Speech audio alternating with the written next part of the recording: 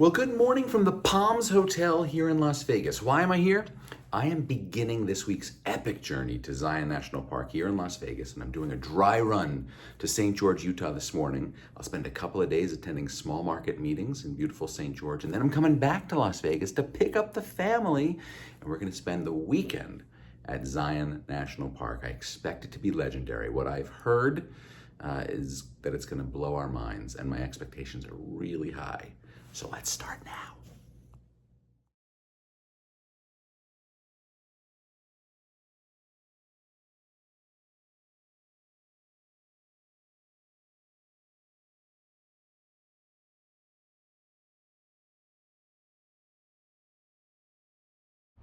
All right, it's 9 a.m. Pacific time. That means it's 10 a.m. Mountain time.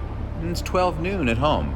And we're about to kick it off. All right, driving this first leg out of Las Vegas. I'm probably only half an hour outside of Las Vegas. I just went through Henderson and I'm on the way to Lake Mead. It already looks like I'm on a different planet. It looks like I'm on the surface of Mars. Look at this landscape here that I'm driving into. And it's only gonna get better.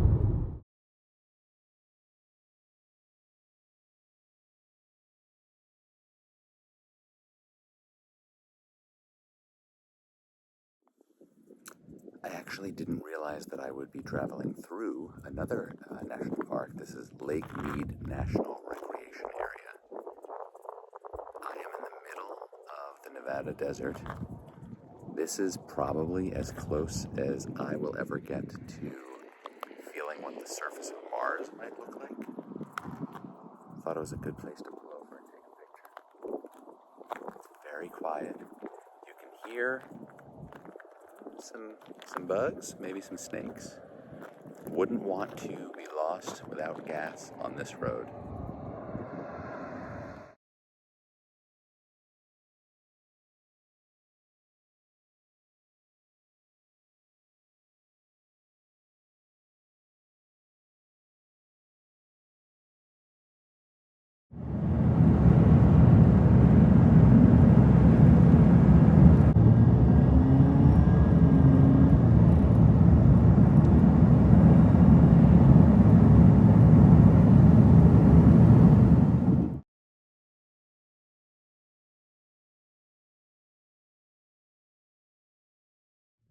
Around every bend is something even more beautiful.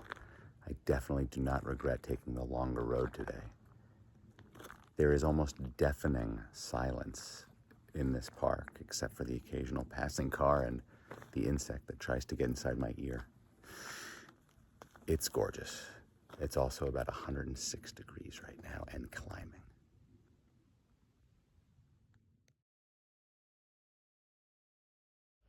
Every quarter mile or so, there are these pull-offs, and it makes you want to stop at every single one because the vistas are incredible. But also the flies are the size of monkeys here, and so I have to get back in the car.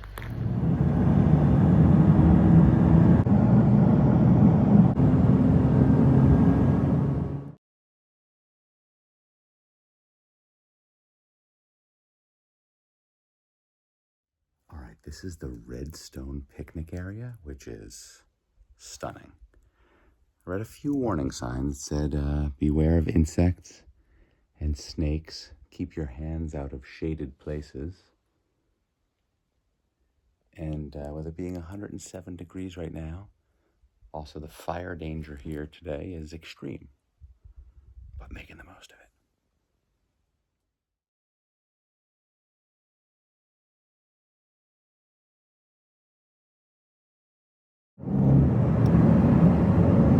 You see a lot of these in this area.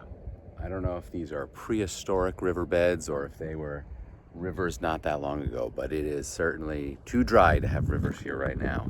We are right by Lake Mead though, and we've passed several beautiful vistas of the lake. That's a reservoir for this area, but I can't get super close to it, so I haven't been able to take any really good pictures.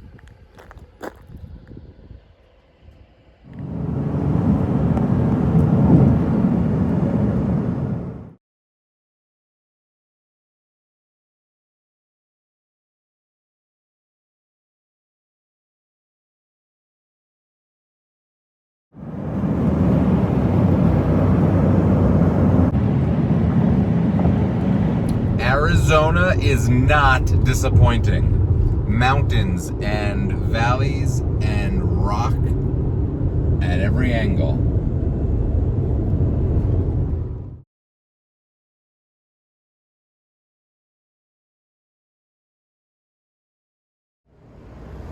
All right, time's about 9:30. It's my first night here in St. George, staying at the Best Western Abbey Plus. I'm not terribly far from utter darkness, and so I am doing what I've done on previous trips. I am heading out into the wilderness, in this case the desert, to see if I can see some stars. It worked reasonably well in Tucson, it worked really well in Aspen, and hopefully now here near Zion National Park it'll be as good as can be. Okay, I've traveled about 20 minutes north of St. George, and that's not a very big town. So I'm hoping there's not a lot of light pollution where I've headed. I'm at Red Mountain Trailhead, and it's certainly dark, but my car doesn't have the benefit of a sunroof, so I really don't know if there are stars to be seen. This is exciting. Let's see what I can see.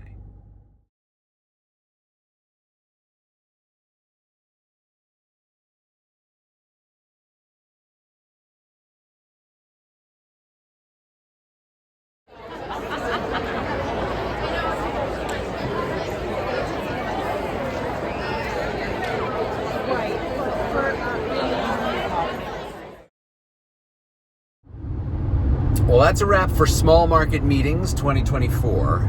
Leaving St. George now. Have to do calculus to figure out exactly how much time is needed for me to get to Las Vegas to meet with my family because of the 1 hour time change and the fact that they're an hour and a half late. I think I'm going to have plenty of time. In any case, I'm super excited to get them out here and show them all the beauty that I've seen and all the beauty I haven't yet. I gotta be honest, this is one of the most outrageously gorgeous drives I've ever taken in my life, which means I'm confident it will be the most scenic and outrageous drive my kids and maybe my wife have ever taken as well. I have such high expectations for how awe-inspired they're going to be that I don't know. I hope I'm not disappointed. But for me, a ride like this, even by myself, I am giddy. I am laughing. It's honestly like being on Guardians of the Galaxy at Epcot. I am so tickled to see out my windshield things like this. It's the best.